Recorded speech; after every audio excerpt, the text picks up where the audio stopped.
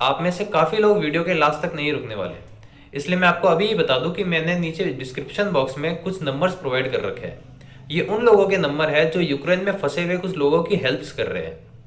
अगर आपके कोई फैमिली मेंबर्स वहाँ पे है तो आप उनको ये नंबर्स प्रोवाइड कर सकते हैं। आज हम रशिया और यूक्रेन में फंसे हुए लोगों की सिचुएशन जानेंगे। हमारे साथ जुड़ने जा रहे हैं अतुल जी, जो वहाँ पे इवैक्यूएशन में इंडियन स्टूडेंट्स की हेल्प कर रहे हैं।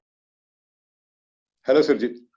नमस्कार सर, नमस्कार, स्वागत है आपका। सर, ऐसा सुनने में आ रहा है कि रशिया और यूक्रेन के बीच में अभी काफी तनाव भरा माहौल चल रहा है। ऐसा भी सुनने में आ रहा है कि 3 दिन हो गए रशिया ने यूक्रेन के ऊपर अटैक भी किया है।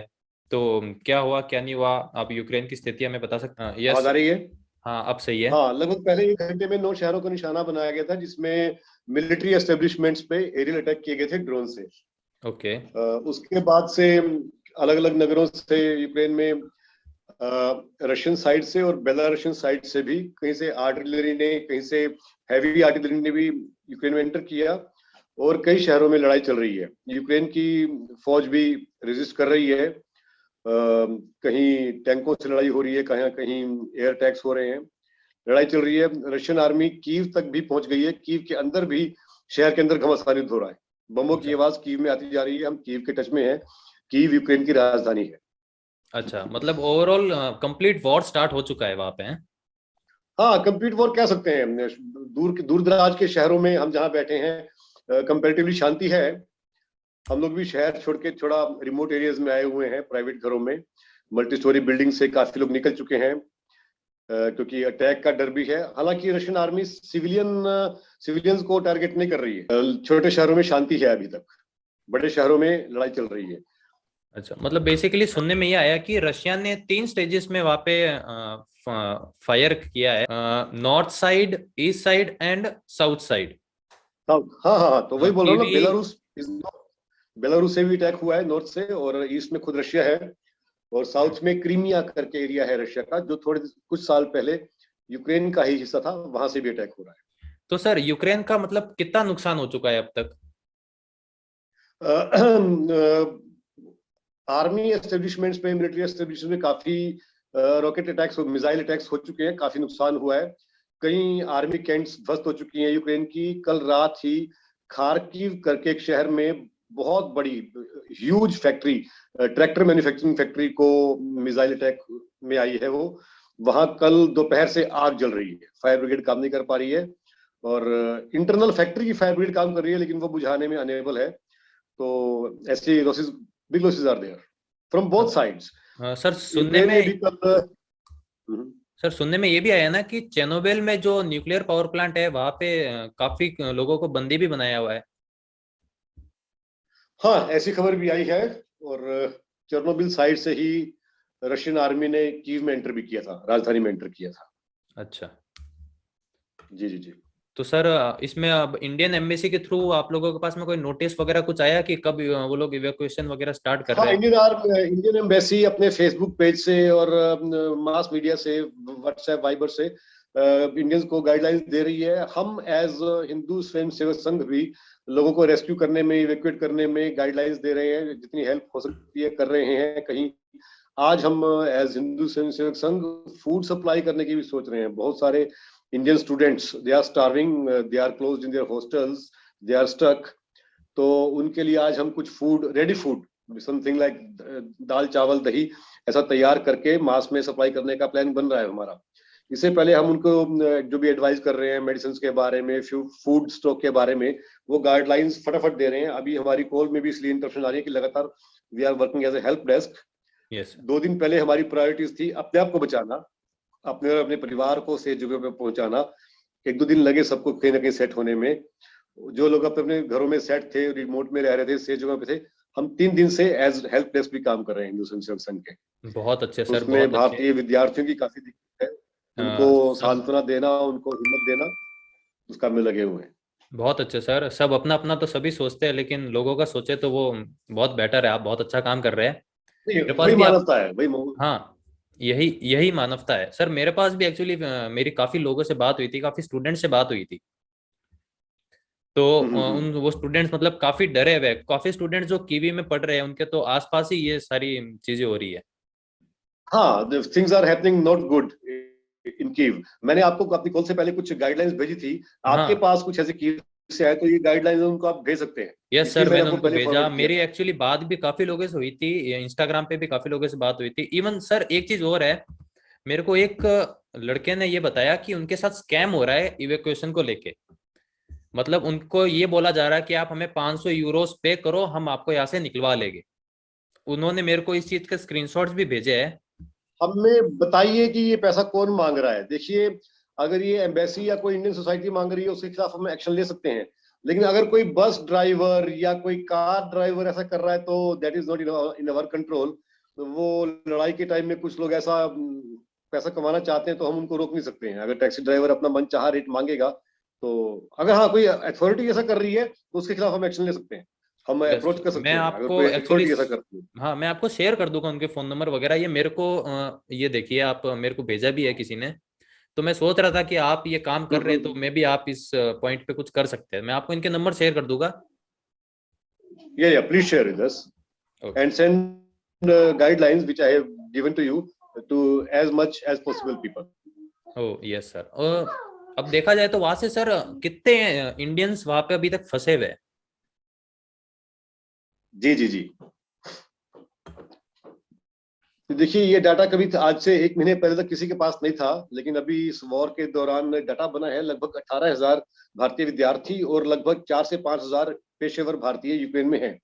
ये डाटा अभी पिछले 1 महीने में बना है क्योंकि इवैक्यूएशन के चलते एम्बेसी ने कुछ फॉर्म्स इशू।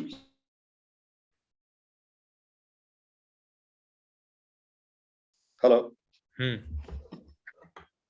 तो जो स्टूडेंट, जो भारतीय लोग पड़ोस के देश में जा सकते हैं, पहुंच सकते हैं बॉर्डर तक, वो वहां से उन देशों से, जैसे मैंने बताया, रोमानिया, पोलैंड, हंगरी से इवैक्यूएट हो रहे वहां हैं। पे स्टूडेंट्स की सारी नहीं यूनिवर्सिटीज नहीं। वगैरह क्लोज है ना? हाँ, क्लोज है। वैसे कोरोना की वजह से ही कई क्लासेस ऑनलाइन चल रही थी, अब due to this war situation बंद ही है सब। तो मतलब अब उनकी जो क्लासेस चल रहेगी तो वो अभी भी ऑनलाइन मोड चल रही है या अभी के लिए पूरी रोक दी गई? रोकी दी गई फॉर अनलिमिटेड टाइम। वो 4 दिन के लिए या 10 दिन के लिए कहना मुश्किल है, वो तो उनको बाद में मैसेजेस आ जाएंगे जो भी उनके कॉन्टेक्ट, टेलीफोन्स, कॉल से या ग्रुप से। अभी for unlimited time it is closed. अब जैसे मान लो अगर रशियन आर्मी इन्वेड वगैरह करती है और ये सब कुछ हो जाता है, यूक्रेन अगर इन्वेड हो जाता है रशिया के थ्रू, तो फिर बच्चों की पढ़ाई पे क्या असर पड़ेगा? देखिए, पढ़ाई तो लगभग कह सकते हैं 2 साल से ही असर पड़ा था कोरोना का। हम्म। अभी लेट्स होप कि things will be settle soon. This में भी a game of few couple days. We hope कि 3-4 दिन में कोई ना कोई डिप्लोमेटिक सोल्यूशन निकल आएगा and students will be back to their studies. अगर फॉरेन स्टूडेंट्स अपने घर चले जाएंगे तो ठीक है, वो तो 2 दिन में वापस नहीं आएंगे, लेकिन as soon as possible they should return back to their classes.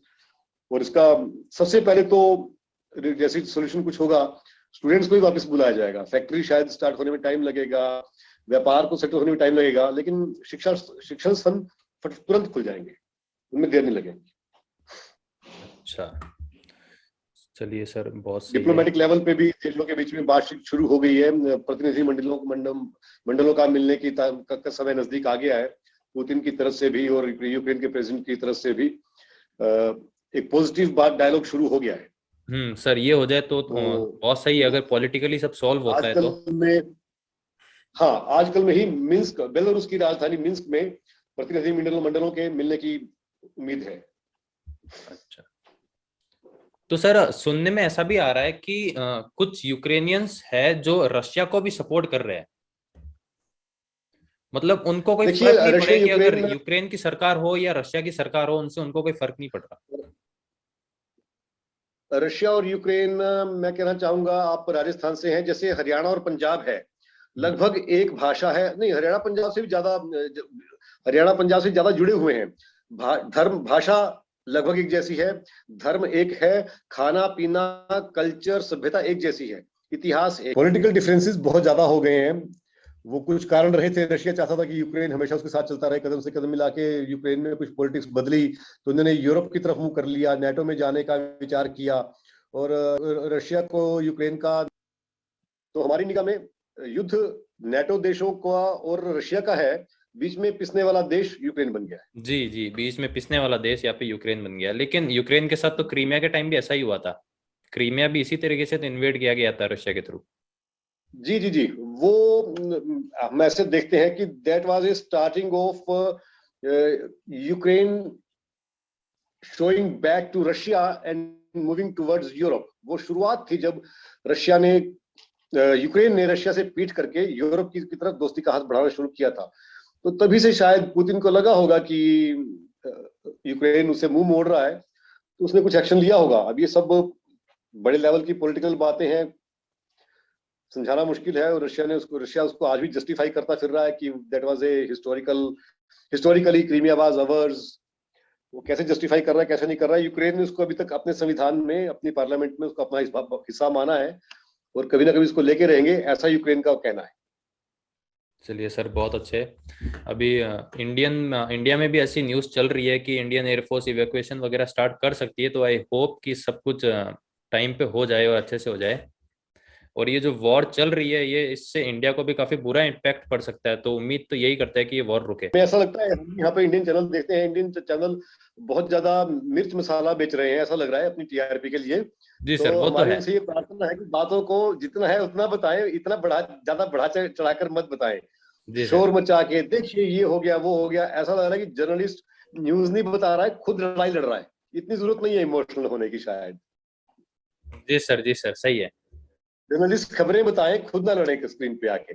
ये हमारी उनसे उम्मीद है और उनसे प्रार्थना भी है। ओके, चलिए सर, बहुत बहुत धन्यवाद, आपने हमारे साथ ये मीटिंग सुशील ज्वाइन जी, करी। बहुत बहुत भारत धन्यवाद। में सबको चाहिए कि यूक्रेन में अपेक्षाकृत शांति है, comparatively it is more peaceful and काम।